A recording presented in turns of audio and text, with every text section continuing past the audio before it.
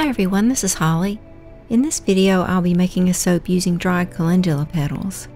I'll start by infusing some olive oil and also making some calendula tea that I'll use for the water in this soap. If you're interested in the recipe I use here, I'll include it at the end entered into a soap calculator. Remember to always protect your skin and eyes when making soap and follow live safe handling procedures during the entire soap making process, even when cleaning up. And if you're new to soap making, please check out the links below on life safety and beginner soap making. I like to replace all of the olive oil in my recipe with the infused oil, so I used a 32-ounce mason jar for this infusion to make sure I had enough.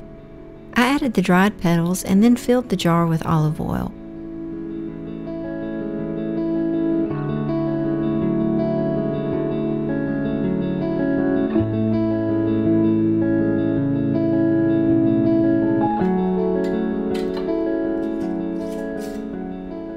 There are several ways to process oil infusions, and I'll leave a link below to an article if you're interested in reading about those.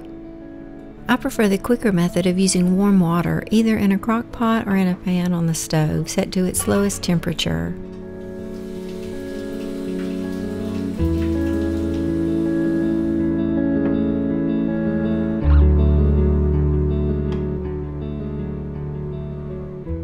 I don't allow the water to boil or even come to a simmer. I just keep the water hot for about 2 hours, allow it to cool completely, and then strain it into a container.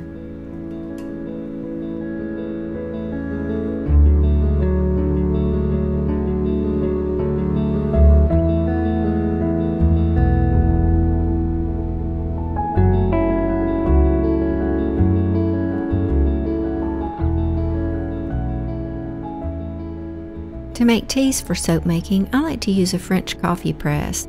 I just fill the press about halfway with the calendula petals, then pour hot water over the petals.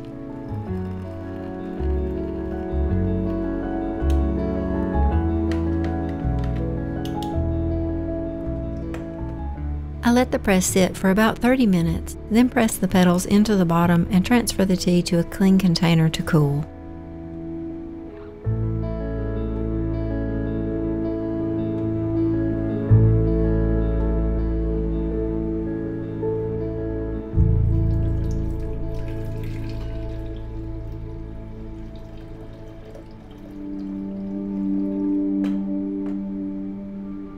Once the infused oil and tea have cooled to room temperature, I go ahead and get ready to make the soap by preparing the lye and oils. I measured out the tea based on the water requirement for my recipe.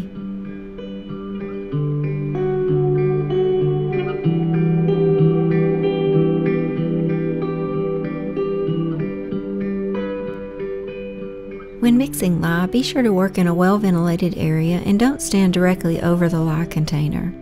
The temperature will go up very quickly, and as you'll see in just a second, fumes will be emitted that you definitely do not want to inhale. Always remember to add the sodium hydroxide to the liquid. Never try adding the liquid to the dry sodium hydroxide because it could result in a violent reaction of lye erupting from the container. If you want to keep the temperature down and reduce some of the fumes, you can always freeze some of your liquid and use a combination of ice and liquid when measuring it out.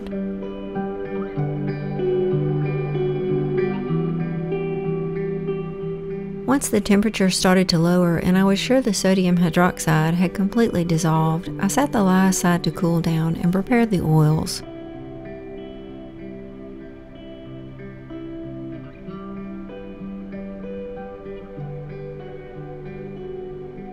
I always start by melting the hardest oil or butter first. For this recipe, that was cocoa butter. I warmed the cocoa butter just enough to get it mostly melted, then I added the shea butter and coconut oil.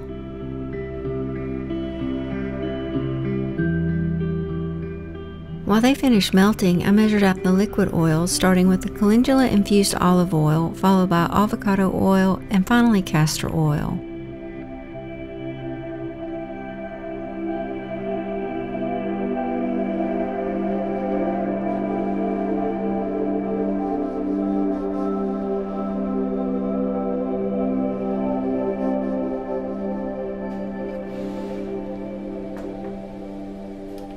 I stirred the hard oils and butters until they finished melting completely.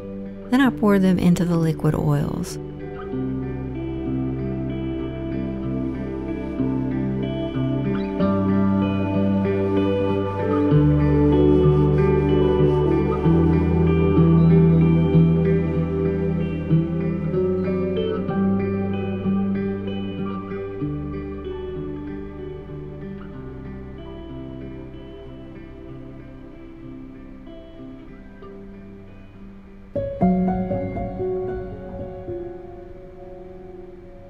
Once the oils and lye had cooled down close to my desired soaping temperature of 85 degrees Fahrenheit, I added the lye to the oils and made the soap.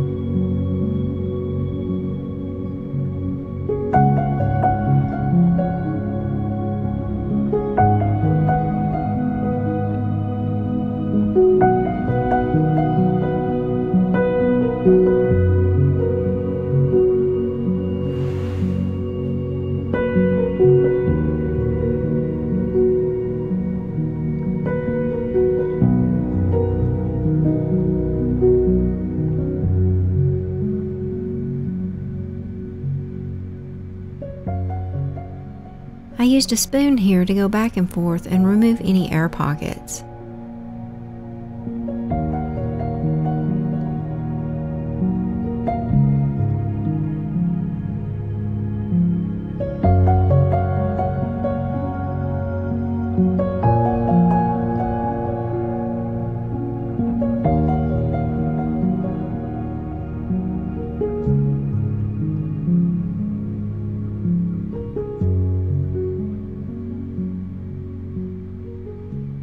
As usual, I oven process this soap to avoid a partial gel.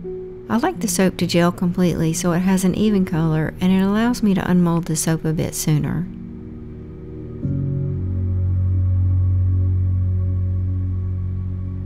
I was able to remove the soap the next morning and then unmold and cut it that afternoon.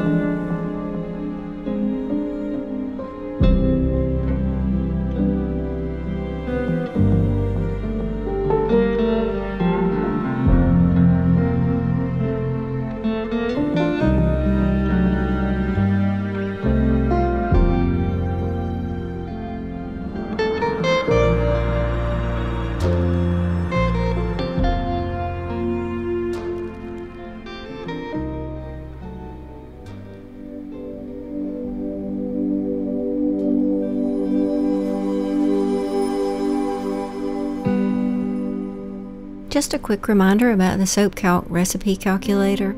If you have any questions about a particular section, just simply click on the outline number and a help box will pop up with more information. This soap is a cold process soap, so I left the top of lye set to sodium hydroxide or NaOH. The weight of my oils was 1,000 grams. My lye concentration was set to 35%, which means my lye solution consisted of 35% sodium hydroxide and 65% water, or Calendula Tea in this case. If you'd rather not use this much of a water discount, you can set the lye concentration to 33% or 31%. I changed the superfat to 6% since that's what I've always used when I make this soap. My fragrance usage rate was 40 grams per kilogram, which is a 4% usage rate.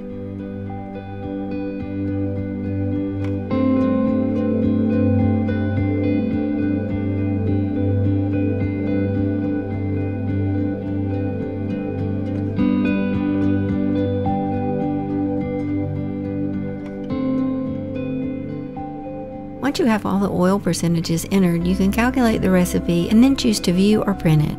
You'll get a really nice listing of all the ingredients along with the amount of sodium hydroxide required to saponify your oils. As always, I hope you found something useful here to help you in your soap making, and thank you so much for taking time out of your day to watch my video.